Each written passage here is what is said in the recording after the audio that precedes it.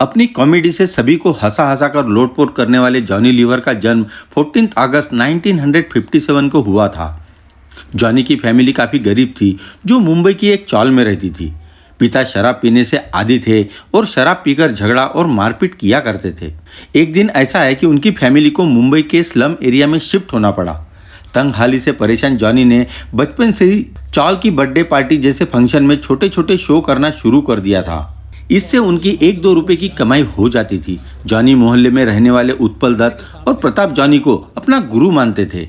उनके बचपन का किन्नरों से कंपटीशन का किस्सा भी काफी दिलचस्प है। एक दिन जॉनी एक फंक्शन में गए थे, वहां कुछ किन्नर भी आए थे।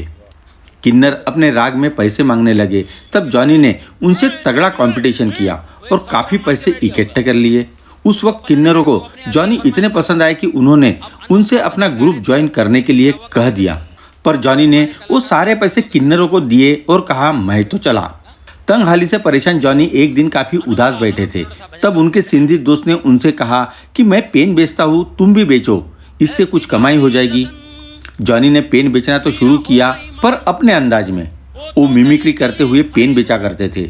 इससे उनकी कमाई बाकी लोगों से तिगुनी होने लगी। फिर जब वो 18 ईयर्स के हो गए तो उनके पिता ने हिंदुस्तान लीवर कंपनी में उनकी नौकरी लगवा दी।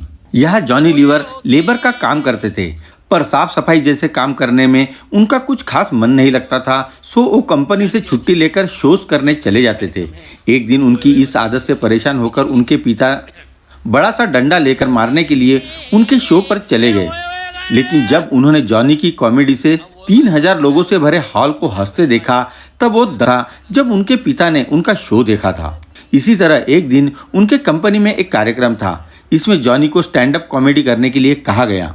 वहां उन्होंने अपने अधिकारियों का नाम लिए बगैर उनकी खूब मिमिक्री की। कर्मचारियों का हंस हंस कर बुरा हाल था। बस तभी वहां के यूनियन लीडर ने स्टेज पर चढ़कर कहा कि जिस आदमी ने लोगों को हंसा हंसा कर सबकी ऐसी तैसी कर डाली, आज से उसका नाम जॉनी लीवर होगा। बस यही से जॉनी राव जॉनी लीवर बन गए। फिर वो धीरे धीरे full time stand up comedy करने लगे। इसी तरह फिल्मों में भी उनकी एंट्री हो गई। 1982 में उन्होंने पहली बार दर्द का रिश्ता में काम किया था, पर उन्हें पहचान मिली 1993 में आई फिल्म बाजीगर से।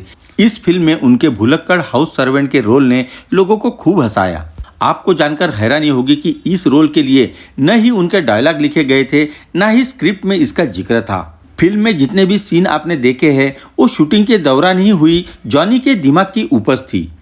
इस फिल्म के बाद जॉनी को अधिकतर फिल्मों में लिया जाने लगा और जो भी डायरेक्टर उन्हें लेता, वो स्क्रिप्ट में उनके सीन लिखता नहीं था।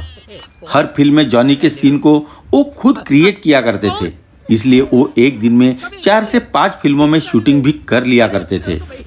उन्होंने अब तक लगभग 300 फिल्मों में काम किया है।